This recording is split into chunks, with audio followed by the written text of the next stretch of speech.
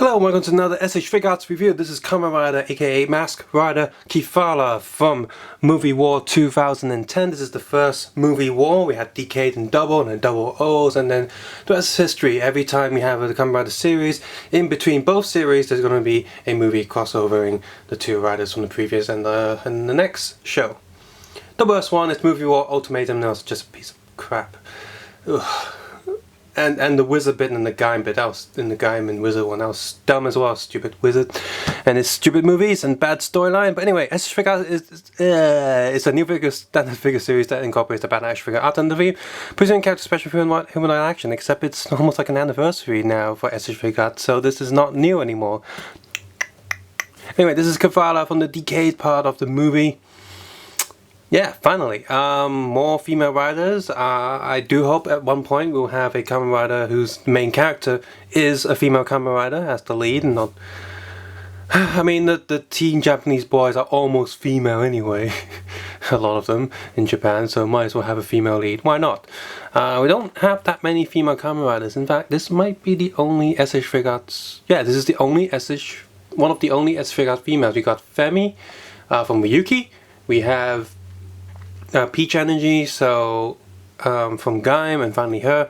Electric Taco kind of counts depending on if you think it counts or not, but I guess we can still have the female version of Ibuki, or maybe the woman in Hibiki. That'll be more female characters, but not that many female Kamen Riders. So Silver Color and back, and this uses the standard, the new standard smaller box sizes now, which I don't mind the small boxes too much. If a character comes in and the character doesn't have that many accessories, it's nice to have a small box. The height of the box is still the same as the standard boxes. It just, you know, it's just not as wide,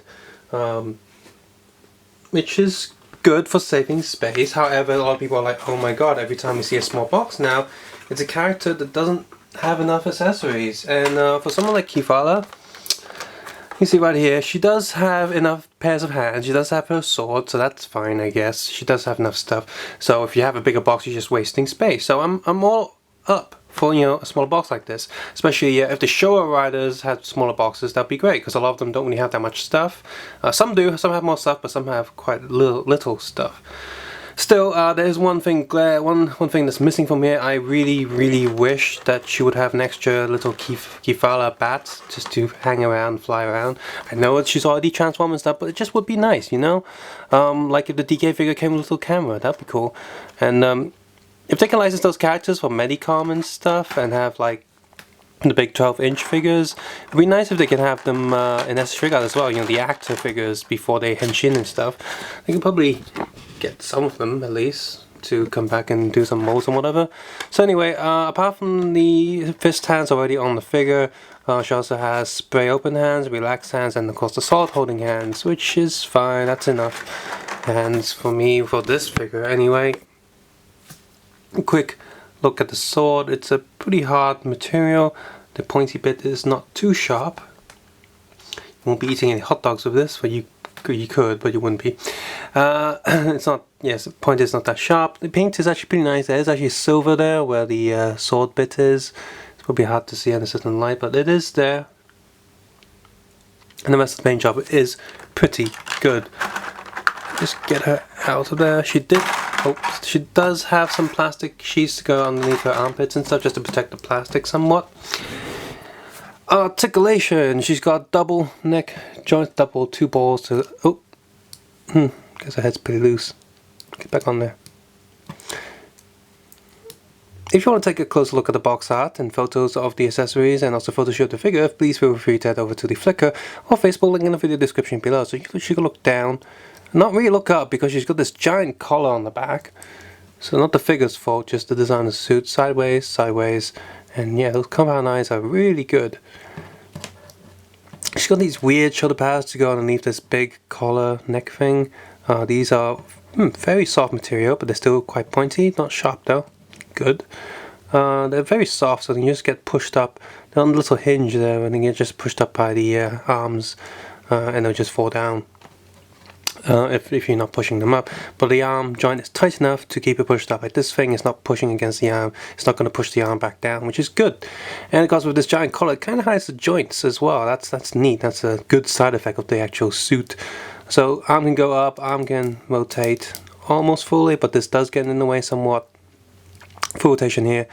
And she does have a peg that goes inside the body, so a lot of shoulder articulation, just like standard S.H.Figuarts, even though she's a smaller, skinnier figure. Double elbow joint still. Hand is on a little ball peg that's on a swiveling socket.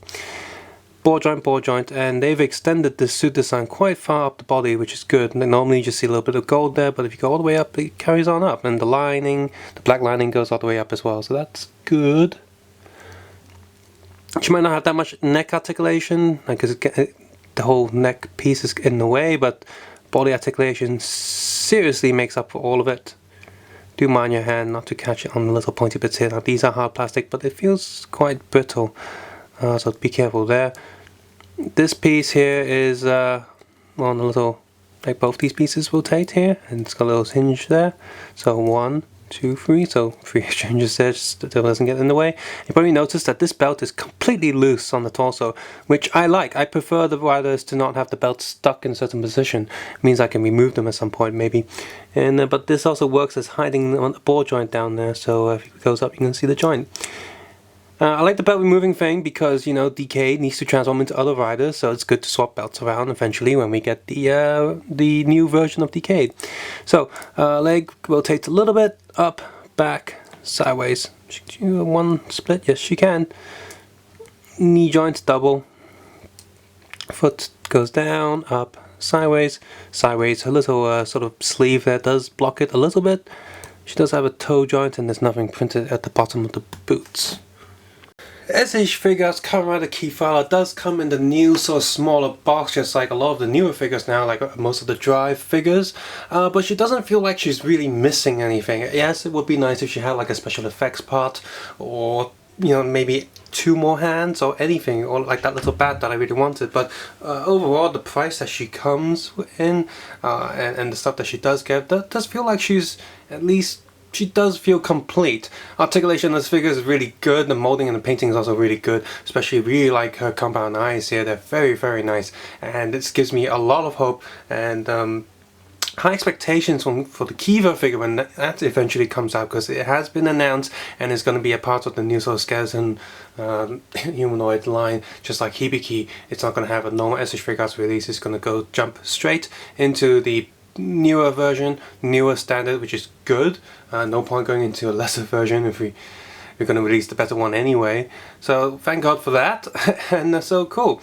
So yeah, this figure definitely gives me a lot of hope. And despite being a female character, they haven't slimmed her down extremely like a lot of other female characters to the point where she can't even stand. This figure can stand pretty well despite having heels. Legs and, you know, boots are thick enough to stand. They're still proportioned to an actual human being. They're not exaggerated, you know, anime style, and that's good too. The weapon she has does have to be, you have to be a little bit careful. The sword she has, the little wing bit next to the handle, that might snap off if you're not careful, so do be careful there, because it's a big flat piece on a tiny little connection to the handle. As for the rest of the figure, like I said, the articulation is really good, despite having all these bulky armor bits that on the hips and the neck and the shoulders. They don't really get in the way. They all have articulation and they're soft-ish material, so they never feel like they get in the way. And yes, this figure is a decent figure. It's a nice surprise to have a figure like this come out quite a long time after Decade has ended. Just like Kamen Rider Abyss, when they were using the Ryuki stuff, nobody really thought that they would.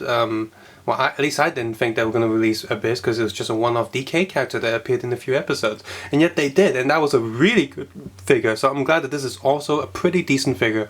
And so yeah, if you like Kamen Rider and feel like that you really need to get more female characters, then definitely get this. The price is not too high right now. There's quite a lot of stock around, at least in Hong Kong. So I expect there to be quite a lot of stock going around in Japan as well. And if you like Kiva in general, she doesn't have that many pieces of merchandise.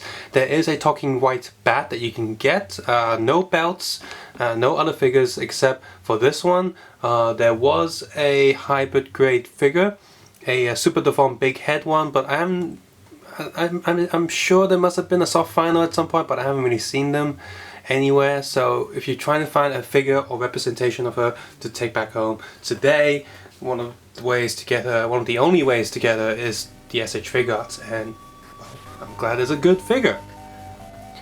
If you have enjoyed this video, please feel free to check out my other Decade related S.H.Figuarts or Kamen Rider S.H.Figuarts in general. I've also reviewed quite a lot of other Figma characters and non-Kamen Rider related S.H.Figuarts like Michael Jackson, Sadaku, I think her name is, from The Ring, you know, Aliens vs Predator, Batman, Iron Man, you know, Marvel and stuff. All those S.H.Figuarts, you can see a lot of them on my channel right now. And if you want to support the channel even further so I can do more videos more quickly and more often, please feel free to head over to the Patreon page and support me there. I would appreciate that a lot. Or just turn off ad block, that would also mean a lot to me. And leave a comment below what you think about this figure. And of course, take care, have a nice day. And remember, and lastly, I am just a passing through toy reviewer. Remember that.